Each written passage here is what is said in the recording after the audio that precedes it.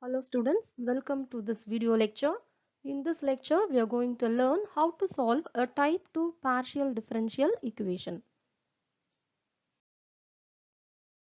An equation of the form z equal to px plus qy plus a function of p and q.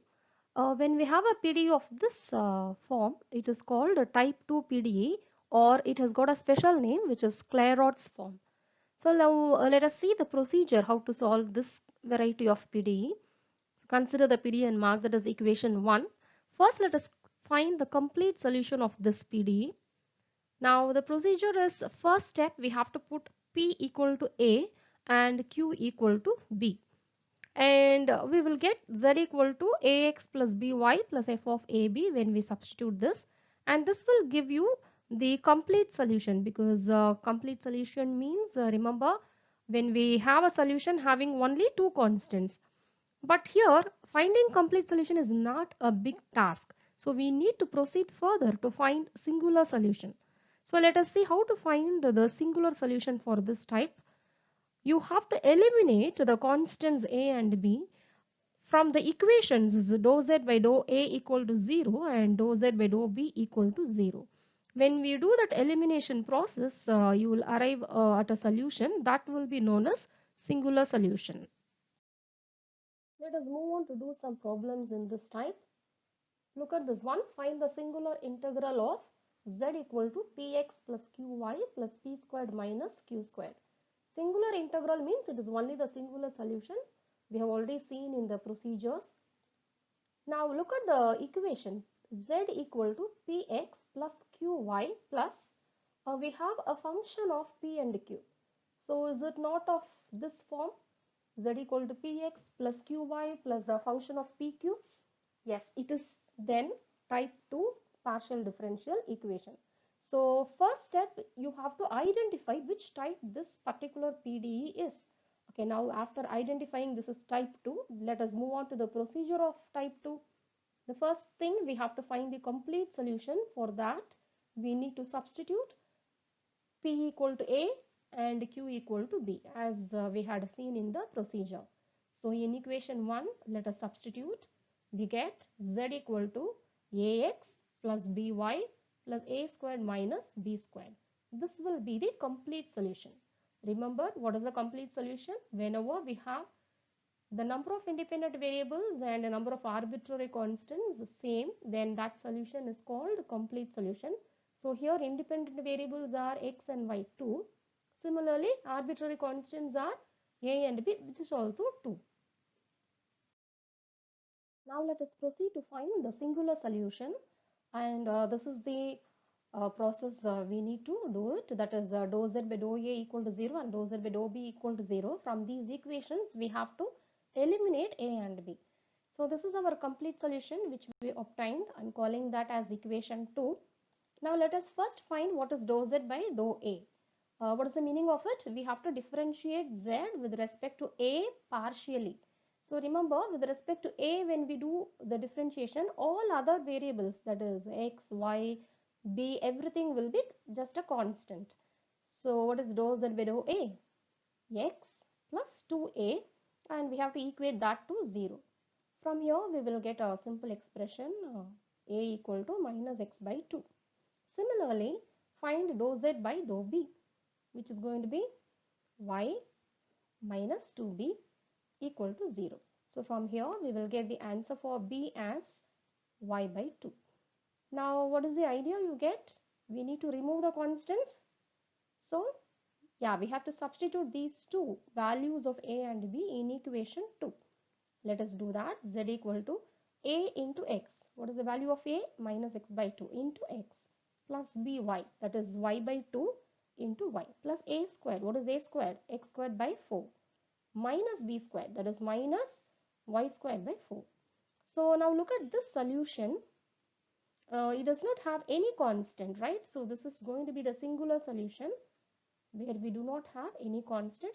Just we are going to simplify this in a more neat form like this, taking LCM, and we have 4z equal to y squared minus x squared, which is the singular solution. Remember, in singular solution no constants will be there.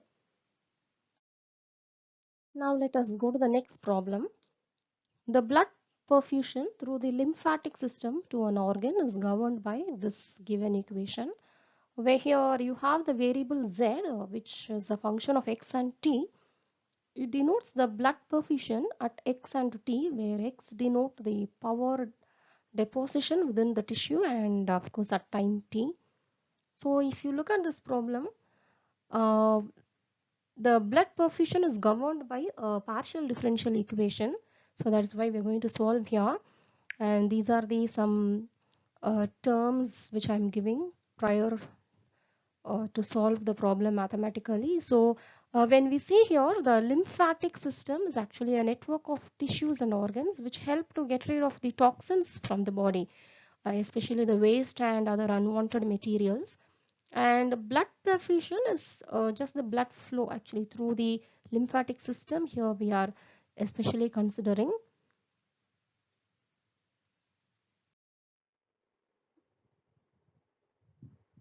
These are a few pictures of lymphatic system just to have a glance I'm giving.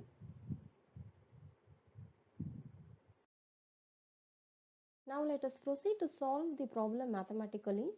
When we observe, we have the function z is dependent on x and t here. Let us first translate that to our usual notation, because we deal the partial derivatives with z of x comma y.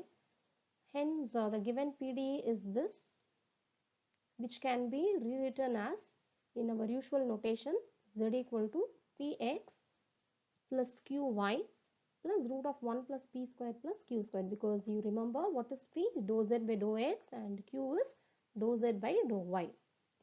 And when you look at this PDE, is it not of this form? Z equal to px plus qy plus a function of p and q. Hence, this is type 2 PDE. Okay, so for type 2 PDE, first let us find the complete solution. And what is the procedure? P equal to A and Q equal to B, we have to substitute in the given PDE.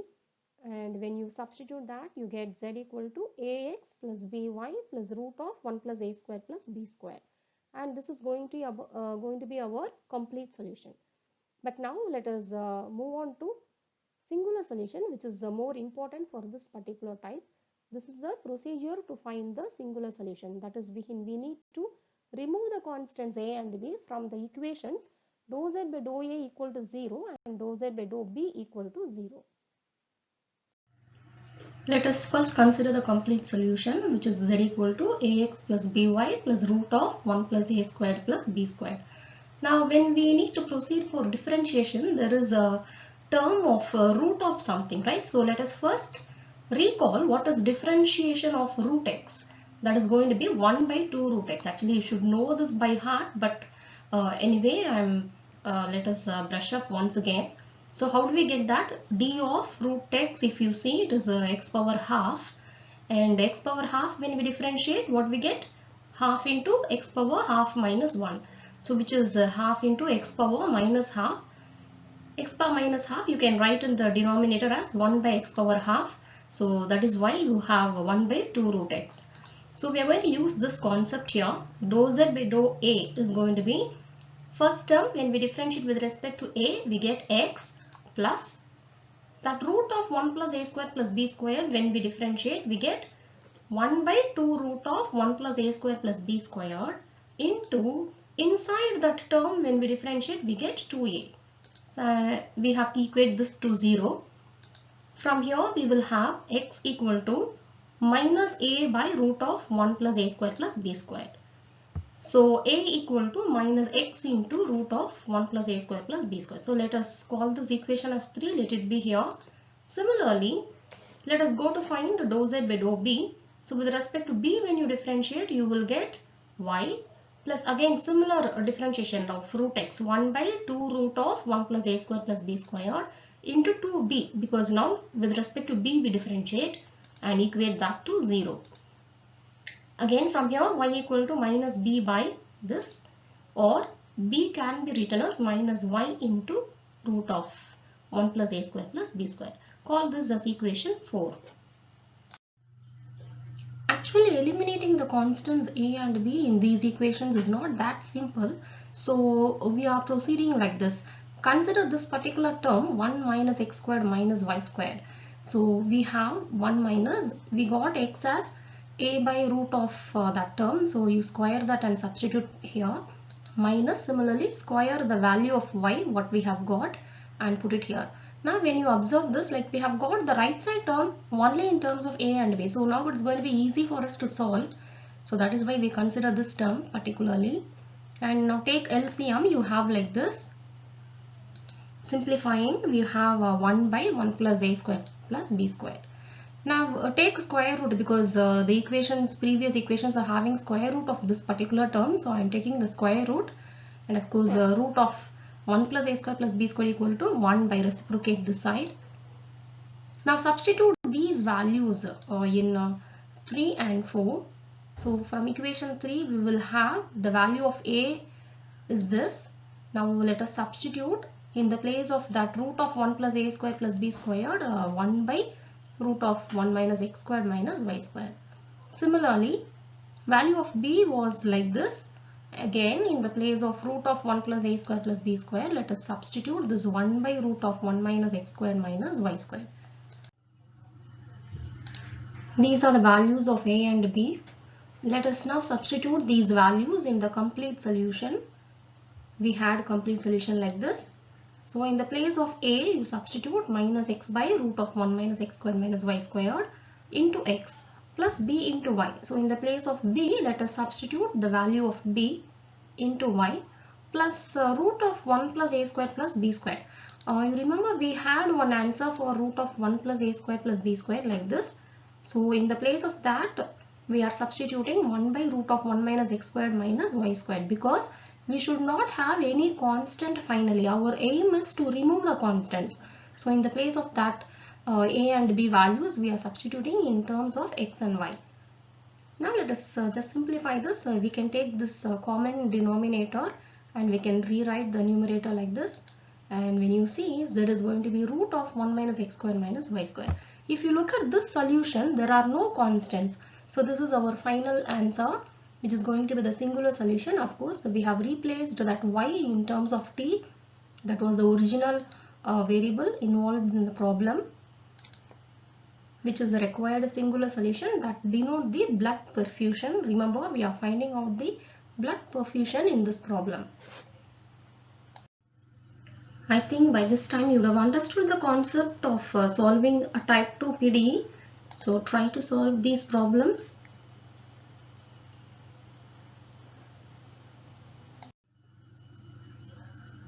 So in today's lecture, we learned how to solve a type 2 partial differential equation.